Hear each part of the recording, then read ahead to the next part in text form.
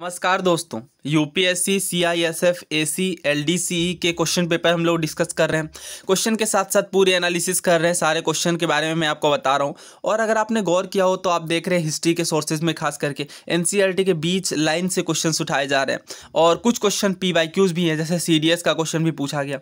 Polity में भी कुछ क्वेश्चन पीवाईक्यूज है। बहुत ही बेहतरीन क्वेश्चन है। ऑफकोर्स यूपीएससी के द्वारा प्रिपेयर किया गया है, तो बहुत ज़्यादा कुछ आपको सीखने को मिलेगा।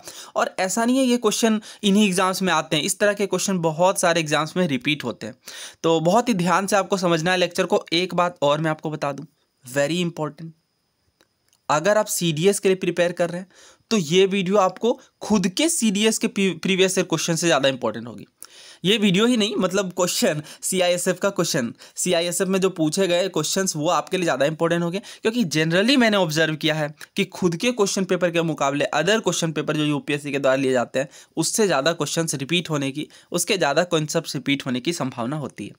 तो ये सेट ए है। क्वेश्चन नंबर 6 देखिए क्या कहा जा रहा है हमसे। In which one of the following cases did the supreme court of India adjudge that the proclamation of the president's rule under article 356 of the constitution of India is subject to judicial review। Question आपको समझ में आया? किस case में supreme court ने ये एडजज किया कि जो प्रेसिडेंट रूल का प्रोक्लेमेशन है, जो राष्ट्रपति शासन की घोषणा है, यानी जो स्टेट्स के अंदर इमरजेंसी लगाई जाती है, वो प्रोक्लेमेशन जो कि अंडर आर्टिकल 356 के अंदर लगाई जाती है। मैं आपको फिर से रिकॉल करवा दूं, आर्टिकल 352, 356, 360 याद है आपको? सबसे पहले 352 में किस लेवल की इमरजेंसी बात किया है? सेंटर की इमरजेंसी की। 356 में किस तरह की इमरजेंसी की बात की जाएगी? स्टेट इमरजेंसी, लेकिन हमारे कॉन्स्टिट्यूशन में यूज हुआ है प्रेसिडेंट्स रूल, ठीक है। और 360 में फाइनेंशियल इमरजेंसी, जब कोई इंडिया या इंडिया के किसी पार्ट को फाइनेंशियल थ्रेट हो, फाइनेंशियल खतरा हो, तो फाइनेंशियल इमरजेंसी लगाई जाएगी। फाइनेंशियल इमरजेंसी से ऑलरेडी यूपीएससी मेंस में क्वेश्चन आया है सिविल सर्विसेज के अंदर, तो ध्यान रखिएगा, डेफिनेशन भी।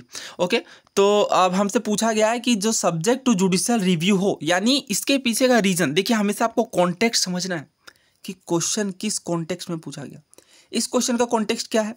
बार बार जो स्टेट गवर्नमेंट के द्वारा स्टेट इमरजेंसी की अर्जी की जाती है और स्टेट गवर्नमेंट लगा दिया जाता है छोटी छोटी बातों पर, उसे ही रोकने के लिए यहाँ पे स्टेट इमरजेंसी को कहा गया कि अब जो आप प्रोक्लेम करोगे उसके लिए जुडिशियल रिव्यू का प्रावधान होगा। यानी जुडिशियरी चेक करेगी कि वाकई ये बात सही है या नहीं। तो ऑप्शन है हमारे पास ए के गोपालन, एसआर बोम्मई, माधव राव केस है और एसपी गुप्ता केस है। ये 4 केसेस है, आपको बताना है इनमें से कौन सा करेक्ट आंसर है। सो इस क्वेश्चन का सोर्स क्या है? हम सबकी प्यारी बुक लक्ष्मीकांत। तो अगर मैं यहाँ पे बताऊँ आपको बोम्मई केस के बारे में, तो बोम्मई केस में ये कहा गया कि जो प्रेसिडेंट रूल लगाया जाता है उस पर कुछ चेकिंग होगी, कुछ चेक किया जा सकता है। जैसे presidential proclamation imposing president rule is subject to judicial review. यानी बोम्मई केस में ये साफ साफ कह दिया गया कि प्रेसिडेंट रूल जो लगेगी उसके लिए जुडिशियल रिव्यू भी होगी। जुडिशियल रिव्यू का मतलब समझते हैं, न्यायिक पुनरावलोकन, यानी चेक करना कानूनी प्रक्रिया द्वारा। The satisfaction of the president must be based on relevant material, यानी प्रेसिडेंट की सेटिस्फैक्शन के आधार पर जो प्रेसिडेंट्स रूल लगाया जाता था वो बेबुनियादी नहीं होना चाहिए। उसके पीछे एक रीज़न होना चाहिए कि हाँ ये प्रॉपर रीज़न है स्टेट इमरजेंसी लगाने का। जस्ट ये नहीं कि सिर्फ मेरा मन किया और मैं स्टेट इमरजेंसी इम्पोज कर दूं, वैसी बात नहीं चलेगी। ऐसा प्रोविज़न एसआर बोम्मई में कहा गया। उसके बाद आगे देखिए, the action of the president can be struck down by the court if it is based on irrelevant और एक्सट्रानुअस ग्राउंड्स और if it is found to be mala fide और परवर्ज। यानी अगर जो रीजन है, जो ग्राउंड है इमरजेंसी इम्पोज करने का, वो अगर सूटेबल नहीं है, वो अगर रेलेवेंट नहीं है, तो फिर स्ट्रक डाउन किया जा सकता है कोर्ट के द्वारा। Burden lies on the center to prove that relevant material exists to certify the imposition of president rule। यानी बर्डन जो है सेंटर का वो लाई करेगा। उसके बाद देखिए, the court cannot go into the correctness of the material और its adequacy but it can see in whether it is relevant to the action और नॉट। तो सिंपल यही आपको समझना है कि सारे के सारे ग्राउंड्स की चेकिंग होगी कि हाँ ये वाकई रेलेवेंट बात है या नहीं। और ये किस केस के अंदर आया? SR Bommai case. Correct answer क्या है फिर? Option B, SR Bommai and others versus Union of India case. अब देखिए, एक सबसे पहली बात तो ये कि इमरजेंसी बहुत बड़ा टॉपिक है, बहुत सारे क्वेश्चंस आते हैं। दूसरा तो ये जुडिशियल रिव्यू भी आज की डेट में बहुत बड़ा टॉपिक बन चुका है, आए दिन न्यूज़ में रहता है। और सिविल सर्विसेज में भी हाल के सालों में देखा गया है लगभग हर साल ही पूछा जा रहा है। घुमा फिरा कर।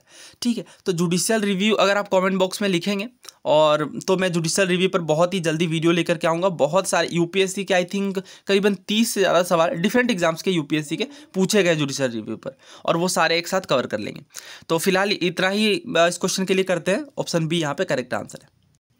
नेक्स्ट क्वेश्चन देखिए, विच of the following is not among the functions of election commission of India, यानी भारत के चुनाव आयोग मुख्य चुनाव आयोग के बारे में कौन सा कथन सही नहीं है। और ये कंडक्ट कराएगा इलेक्शन किसका, पार्लियामेंट का और स्टेट लेजिस्लेचर का। मैंने आपको क्या बताया, जब भी मैं इलेक्शन कमीशन पढ़ाता हूँ सबसे पहले आपको क्या बताता हूँ, 3 काम, सुपरिटेंडेंट, डायरेक्शन और कंट्रोल, ये 3 चीजें करेगा। किनके लिए, प्रेसिडेंट के ऑफिस के लिए, दूसरा वाइस प्रेसिडेंट के ऑफिस के लिए, तीसरा बताइए कौन सा, तीसरा आपका हो गया पार्लियामेंट के लिए, पार्लियामेंट के अंदर सब कुछ शामिल हो रहा है, और स्टेट लेजिस्लेचर के लिए। ये 4 चुनाव कौन करवाएगा, इलेक्शन कमीशन ऑफ इंडिया। तो फिर स्टेट लेजिस्लेचर का चुनाव इलेक्शन कमीशन करवाएगी, तो फिर स्टेट इलेक्शन कमीशन क्या करवाएगी, यही तो इस बात में कैच है। स्टेट इलेक्शन कमीशन पंचायत के चुनाव कराएगी। अगेन वेरी वेरी इंपॉर्टेंट, मैंने आपको बताया ना जाने कितनी बार क्वेश्चन पूछा गया है कि जो पंचायत के चुनाव है वो कौन करवाती है, स्टेट इलेक्शन कमिश्नर। देखिए इंसान की ये टेंडेंसी होती है ना, वो सोचेंगे कि सेंट्रल लेवल पे जब पार्लियामेंट का चुनाव सेंट्रल इलेक्शन कमीशन करवाएगी, इलेक्शन कमीशन ऑफ इंडिया करवाएगी, तो क्यों ना स्टेट इलेक्शन कमीशन का चुनाव स्टेट लेजिस्लेचर का चुनाव स्टेट इलेक्शन कमीशन करवाती हो। तो नहीं, ऐसा नहीं है। कौन करवाएगी, स्टेट लेजिस्लेचर का चुनाव इलेक्शन कमीशन। ठीक है, और फिर आगे पढ़िए, to supervise direct and control the preparation of electoral rolls in a state, यानी इलेक्टोरल रोल्स को लेकर के ये सुपरवाइज कर सकती है, डायरेक्ट कर सकती है, कंट्रोल कर सकती है। ये भी बिल्कुल करेक्ट है। तीसरा देखिए, to conduct election to the offices of president और वाइस प्रेसिडेंट। अभी तो मैंने आपको यही बताया 4 ऑफिसेज थी, 2 यहाँ दी गई है और 2 यहाँ दी गई है, तो 4 हो गई total, parliament, state legislature, president और वाइस प्रेसिडेंट। चौथा देखिए, to conduct election to local bodies like municipalities, local bodies, panchayat, municipalities, इनके चुनाव कौन करवाएगी बताइए, स्टेट इलेक्शन कमीशन, ना कि इलेक्शन कमीशन ऑफ इंडिया। तो डी हमारा गलत है, हमसे पूछा गया था क्या, नॉट करेक्ट पूछा गया था। तो करेक्ट आंसर हमारा फिर क्या है, ऑप्शन डी। क्यों, क्योंकि ये इलेक्शन कमीशन ऑफ इंडिया के हाथों में नहीं, स्टेट इलेक्शन कमीशन के हाथों में। सो आई होप आपको पूरी क्लैरिटी मिल गई होगी। और नेक्स्ट क्वेश्चन की ओर बढ़ते हैं। The Vohra committee report was related to which of the following areas. Vohra committee के बारे में आपसे पूछा गया है कि ये किस फील्ड से, किस क्षेत्र से संबंध रखता है, पुलिस रिफॉर्म से, इलेक्टोरल रिफॉर्म से, जुडिशियल रिफॉर्म से या मार्केट रिफॉर्म से। अगेन वोहरा कमेटी भी काफ़ी बार एग्जाम्स के अंदर पूछा गया है। सो देखिए दोस्तों, ये लक्ष्मीकांत का चैप्टर 73 है, इलेक्टोरल रिफॉर्म्स। इलेक्टोरल रिफॉर्म्स मतलब चुनाव संबंधित सुधार। बहुत जगहों पे चुनाव संबंधित सुधार करने की जरूरत है, तो उनसे संबंधित कमेटियां बनाई जाती थी और अभी भी बनाई जाती है। जैसे अगर वेरियस कमिटीज़ की बात करूँ तो ज्वाइंट पार्लियामेंट कमेटी आई 1971 में। उसके बाद तारकुंडे कमेटी, वेरी इंपॉर्टेंट, कुछ नाम है जो इंपॉर्टेंट है। तारकुंडे कमेटी अपॉइंट की गई 1974 में जयप्रकाश नारायण जी के द्वारा, टोटल रेवोल्यूशन मूवमेंट के टाइम पे, आपने पढ़ा होगा इमरजेंसी का time period. Dinesh Goswami committee, ये तो आई थिंक सिविल सर्विसेज में ही पूछा गया काफ़ी पहले। ठीक है, नाम आपको ध्यान रखना है, Dinesh Goswami committee is related to electoral reforms. और आगे देखिए, बोहरा कमेटी किस नेक्सस में, क्राइम और पॉलिटिक्स के नेक्सस के बीच। ओके, तो क्राइम और पॉलिटिक्स के बीच जो नेक्सस है उससे डील करने के लिए बोहरा कमेटी का गठन हुआ 1993 में। अच्छा, मुझे बोहरा से याद है, आपको इस क्वेश्चन का आंसर करना है। The philosophy of the bomb, ये बहुत ही प्रचलित किताब है। ये किनके द्वारा लिखी गई है, किस महान क्रांतिकारी के द्वारा लिखी गई है। ऑलरेडी सीडीएस में पूछा हुआ क्वेश्चन है। क्वेश्चन फिर से सुन लीजिए, the philosophy of the bomb, ये जो पुस्तक है ये किनके द्वारा लिखी गई है। उसके बाद और देखिए, Indrajit Gupta committee, again important है। Tarkunde committee, Dinesh Goswami committee, Vohra committee और इंद्रजीत गुप्ता कमेटी, ये 4 ही आपसे पूछे जाएंगे अगर पूछे जाते हैं तो। ऑलरेडी पूछे भी गए हैं। और इसके बाद तो सबको पता ही है, सेकेंड ARC में कुछ ना कुछ रिकमेंडेशन दी गई इससे संबंधित। उसके बाद तनखा कमेटी थी एक। हाल के सालों में आप देखें तो JS वर्मा कमेटी, इस तरह की जो कमिटीज़ है ना, ये आपके मेंस के पर्सपेक्टिव से बहुत ज़्यादा इंपॉर्टेंट होते हैं। जैसे अगर कोई क्वेश्चन आया, मान लीजिए आपसे पूछा गया क्राइम को, पॉलिटिक्स को इलेक्शन के साथ लिंक करके क्वेश्चन पूछा गया, तो इन कोट्स को आप करें तो 1 से 2 मार्क्स बहुत ही आपके आसानी से बढ़ सकते हैं। अगर किसी कमेटी का नाम लिखा गया और उसके रिकमेंडेशन पर बात की गई, जैसे अगर मैं उदाहरण लूँ तो यहीं इसी क्वेश्चन में आप देख सकते हैं कि ये जो आपकी कमेटी थी वोहरा कमेटी, ये डील करती है nexus between crime and politics. तो ये चीज़ें लगती है एग्जामिनर को कि हाँ वाकई में कमिटीज़ वगैरह भी, ये रिकमेंडेटेड कमिटीज़ भी ये मेंशन कर रहे हैं। सो वोहरा कमेटी वाले क्वेश्चन का आंसर हमने कर लिया। नेक्स्ट क्वेश्चन देखिए, the Sarkaria commission relates to which one of the following areas. Sarkaria commission ना जाने कितनी बार एग्जाम्स के अंदर पूछा गया, आपने भी सुना होगा। Constitution of urban panchayat, centre state relation, electoral reform या अपॉइंटमेंट ऑफ जजेस टू हाई कोर्ट। नहीं भाई, ये सेंटर स्टेट रिलेशन से डील करता है। और कौन कौन से कमीशन, चलिए फटाफट बताइए। Punchhi commission, Sarkaria commission, very very important. अच्छा, सरकारिया कमीशन की सबसे इंपॉर्टेंट रिकमेंडेशन क्या थी, सोचिए, ऑलरेडी क्वेश्चन एग्जाम में पूछा गया है। सेंटर स्टेट रिलेशन का मतलब समझते हैं ना, केंद्र और राज्यों के बीच जो संबंध है उनसे डील करने के लिए। सो देखिए, सरकारिया कमीशन के रिकमेंडेशन पर ही इंटर स्टेट काउंसिल बनाई गई। ऑलरेडी एग्जाम्स के अंदर इवन सीडीएस में ही ये पूछा गया है, इंटर स्टेट काउंसिल बनाई गई। इंटर स्टेट काउंसिल का क्या काम है, अंतरराज्यीय परिषद, जो राज्यों के बीच और राज्यों और सेंटर के बीच के संबंधों से डील करेगी ना। इस क्वेश्चन को करिए, सिविल सर्विसेज 2019 का क्वेश्चन है। क्या पूछा गया, विच of the following suggested that the governor should be an eminent person from outside the state and should be a detached figure without intense political link or should not have taken part in politics in the recent past। यानी किस committee ने, किस commission ने ये recommend किया कि जो governor होंगे वो एक एमिनेंट पर्सन होंगे स्टेट से आउटसाइड, यानी अगर झारखंड राज्य का गवर्नर बनना है तो उन्हें स्टेट से आउटसाइड होना होगा। ठीक है, ये रिकमेंडेशन थी। उसके बाद ये कहा गया है कि वो एक डिटैच्ड फिगर होने चाहिए बिना पॉलिटिकल लिंक के। पॉलिटिकल लिंक उनकी कोई खासा नहीं होनी चाहिए और पॉलिटिक्स में तो वो पार्ट ही नहीं लिए होने चाहिए रिसेंट पास्ट में, यानी अगर उन्होंने चुनाव भी लड़ा हो तो 10-20 साल पहले लड़ा हो। तो इस क्वेश्चन का आंसर क्या है, ऑफ कोर्स सरकारिया कमीशन। मैंने आपको ऑलरेडी बता दिया, सरकारिया कमीशन के गठन से ऑलरेडी 8 से 10 बार क्वेश्चन पूछा गया है कि इसका गठन कब हुआ, तो 1983 में। और इंटर स्टेट काउंसिल की स्थापना कब हुई, 1990 में। Very very important. तो करेक्ट आंसर क्या है यहाँ पर, option C, Sarkaria commission. Sarkaria commission के रिकमेंडेशन से क्वेश्चन बन रहा है, आप सोचिए कितना ज़्यादा इंपॉर्टेंट है। सो अभी हमने स्टेट के गवर्नर के इशू की बात की, तो ये देखिए किस कमीशन ने नहीं एग्जामिन किया removal of governor of state, यानी स्टेट के गवर्नर से रिमूवल से संबंधित। तो सरकारिया कमीशन है, ऑफकोर्स है, सेंटर स्टेट रिलेशन से डील करती है। वेंकटचलिया कमीशन भी वेरी फेमस है और पंची कमीशन तो ऑफकोर्स है ही। तो करेक्ट आंसर क्या बनेगा, ऑप्शन बी, ठक्कर कमीशन। इस क्वेश्चन को देखिए, कौन सा कमीशन जो है वो कॉन्स्टिट्यूट नहीं किया गया था सेंटर स्टेट रिलेशन से डील करने के लिए। ये क्वेश्चन मैंने इसलिए लिया ताकि मैं आपको बता पाऊँ कि हाँ, सेंटर स्टेट रिलेशन से संबंधित कौन कौन से इंपॉर्टेंट कमीशन है। सरकारी कमीशन है of course Rajamannar commission, very important. Rajamannar commission I think जो सेंट्रल सर्विसेज है, IAS IPS, इन्हें अबोलिश करने के लिए बात की थी। उसके बाद MM पंची कमीशन है, ऑफकोर्स है। सोली सोराबजी कमीशन यहाँ पे इससे डील नहीं करता है सेंटर स्टेट रिलेशन से।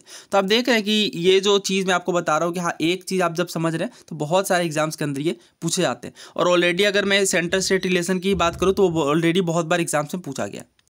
सो इसका आंसर हमने देख लिया, ऑप्शन बी है, centre state relation. Next question देखिए 36 नंबर, who appoint the chairperson of the public account committee of the parliament. तो मैंने आपको क्या बताया है ऑलरेडी CAPF के लेक्चर्स में कि जो पार्लियामेंट होते हैं उनमें दो तरह की कमिटीज़ बनती है। पहली होती है एडहॉक बेसिस पे और दूसरी होती है एडहॉक बेसिस पे जो होती है वो टेम्प्रोरी होती है, और दूसरी होती है परमानेंट कमेटी। परमानेंट कमेटी कौन कौन सी होती है, आपकी पब्लिक अकाउंट कमेटी होगी, एस्टीमेट कमेटी हो गई, ये होती है पब्लिक अकाउंट, ये होती है परमानेंट कमेटी। और एडहॉक कमेटी कौन होती है, जैसे कमेटी ऑन रेलवेज, इस तरह की कुछ कुछ कमेटीज़ बनती हैं जो बहुत ही टेम्पररी बेसिस पे होती है। तो पब्लिक अकाउंट कमेटी के चेयरपर्सन की बात भी हमने उस लेक्चर में की थी, और क्योंकि ये क्वेश्चन पब्लिक अकाउंट कमेटी से क्वेश्चन आते ही रहते हैं, और अगर मैं रिसेंट पास्ट में बात करूँ तो अभी CAPF 2022 में भी पब्लिक अकाउंट कमेटी से क्वेश्चन पूछा गया। तो कौन होते हैं फिर, स्पीकर के द्वारा अपॉइंट किए जाते हैं। सो ये ऑफ कोर्स लक्ष्मीकांत बुक में है, मैं सोर्स बता देता हूँ क्योंकि बहुत लोग बिगिनर होते हैं तो उन्हें उतना आइडिया नहीं होता। तो देखिए, पब्लिक अकाउंट कमेटी सबसे पहली बार 1921 में गठित की गई। कितने मेंबर्स होते हैं, वेरी इंपॉर्टेंट, बहुत ही ध्यान रखिए, बार बार एग्जाम्स के अंदर पूछा जाता है। 22 मेंबर्स होते हैं, जिसमें से 15 होते हैं लोकसभा से, और इसके लगभग आधा मेंबर यानी 7 मेंबर्स, क्योंकि 7.5 तो हो नहीं सकते ना, ये होते हैं लोकसभा से और ये होते राज्यसभा से। ठीक है, 22 होते हैं। ये बहुत ही यूनिक कंपोजिशन इसलिए एग्जाम्स के अंदर पूछी जाती है। एस्टीमेट्स कमेटी से कितने मेंबर होते हैं, 30 मेंबर्स होते हैं।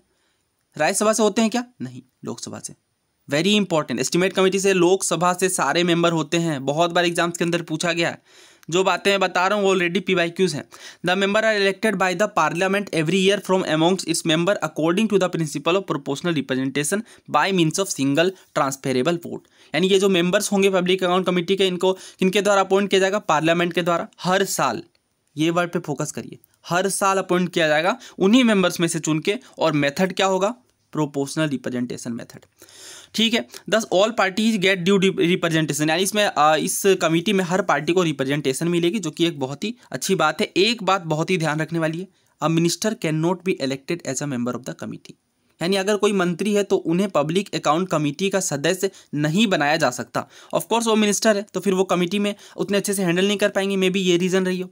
आगे देखिए, इससे भी ज़्यादा important point, the chairman of the committee is appointed from among its member by the speaker until 1967।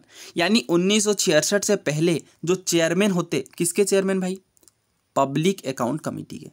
किनके द्वारा अपॉइंट किया जाता था उससे पहले? स्पीकर के द्वारा। स्पीकर के हाथों में पावर थी कि वो चेयरमैन को, पब्लिक अकाउंट कमेटी के चेयरमैन को अपॉइंट करें, लेकिन इस प्रोविजन को 1966 में हटा दिया गया। और क्या किया गया कि जो चेयरमैन होगा कमेटी का वो रूलिंग पार्टी को बिलोंग करेगा। तो पहले क्या था कि स्पीकर के द्वारा अपॉइंट किया जाता था, किनसे? The chairman of the committee is appointed from among its member by the speaker, speaker के द्वारा, ठीक है। लेकिन जो अब होंगे जो चेयरमैन ऑफ द कमिटी वो रूलिंग पार्टी से नहीं बिलोंग करेंगे, ठीक है। Since 1967, a convention has developed whereby the chairman of the committee is selected invariably from the opposition. तो अब जो कमिटी के चेयरमैन होंगे उनको किनके द्वारा अपॉइंट किया जाएगा? ऑपोजिशन के द्वारा। फिर से समझ लीजिए, स्पीकर अपॉइंट करते हैं, किन्हें अपॉइंट करेंगे? 1966 से पहले अपॉइंट करते थे रूलिंग पार्टी से, लेकिन 1966 के बाद ये कन्वेंशन हुआ कि अब जो इस कमेटी के चेयरमैन होंगे, चेयरपर्सन होंगे, वो ऑपोजिशन से आएंगे। बस, तो अभी का आपको ध्यान में रखना, अभी का ही पूछा जाएगा कि स्पीकर जो अपॉइंट करते हैं वो किन्हें अपॉइंट करेंगे? तो अपोजिशन पार्टी से अपॉइंट करेंगे तो स्पीकर ही, लोकसभा स्पीकर ही अपॉइंट करेंगे।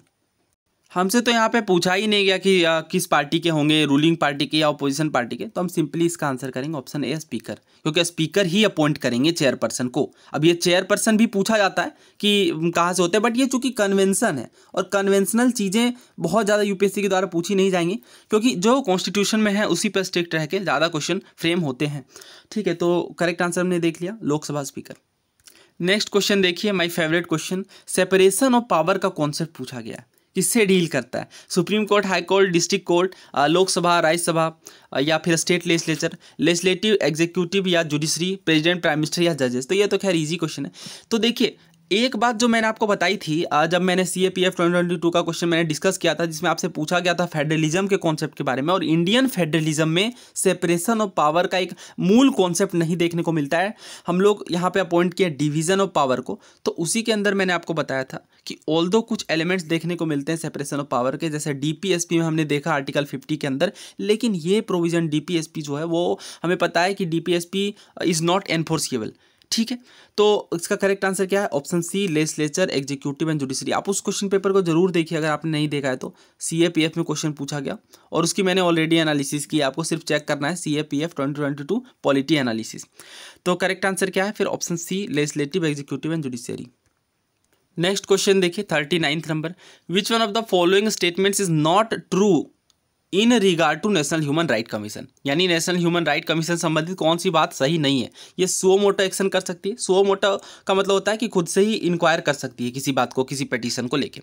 It is a body of government of India. Government of India की बॉडी है, क्यों होगी? ये तो एक एग्जीक्यूटिव बॉडी है, एग्जीक्यूट करके लॉ करके बनाई गई है, और अंडर नेशनल ह्यूमन 12 अक्टूबर 1993 को NHRC एक्ट के तहत, ठीक है। तो ये गलत है स्टेटमेंट है। It can review any matter including act of terrorism that inhibit the enjoyment of human right. Of course it can review any matter जिसमें खास करके टेररिज्म की बात हो, including it spread human right literacy. Of course आप इनकी website पे जाइए, देखिए ह्यूमन राइट से संबंधित बहुत सारी बातें ये स्प्रेड करते हैं। इसके अलावा भी बहुत सारी बातें ह्यूमन लिटरेसी के स्प्रेड की जाती है। तो करेक्ट आंसर क्या है? ऑप्शन बी, क्योंकि हमसे नॉट करेक्ट, नॉट ट्रू पूछा गया था। नेक्स्ट क्वेश्चन देखिए, which one of the following is related to the Vishakha guidelines. Vishakha guidelines से कौन सी फॉलोइंग संबंधित है? तो ये क्वेश्चन हूबहू CDS 2018 में पूछा गया, सेम क्वेश्चन। तो इसका करेक्ट आंसर क्या है? ऑप्शन सी, फैक्चुअल क्वेश्चन है, sexual harassment of women at work place. यही विशाखा गाइडलाइन की बात थी। तो आप देख रहे हैं कि हाँ रिपीट क्वेश्चंस भी होते हैं, इसमें भी काफ़ी क्वेश्चन रिपीट होंगे। इससे क्वेश्चन भी 1-2 सालों बाद, या हो सकता है इसी ईयर CDS में या किसी अन्य एग्जाम में, NDA में, CAPF में, किसी भी एग्जाम में रिपीट हो सकते हैं। इसलिए प्रीवियस ईयर के एनालिसिस बहुत इंपॉर्टेंट है। सो यहाँ पे हमारे पॉलिटी के क्वेश्चन होते हैं कंप्लीट। और अगर आप चाहते हैं किसी और वीडियो, किसी और सब्जेक्ट को भी मैं कवर करता जाऊँ, तो आप कमेंट बॉक्स में लिख सकते हैं। अगर आप चैनल पर नए हैं तो चैनल को सब्सक्राइब करना ना भूलें। Thank you so much.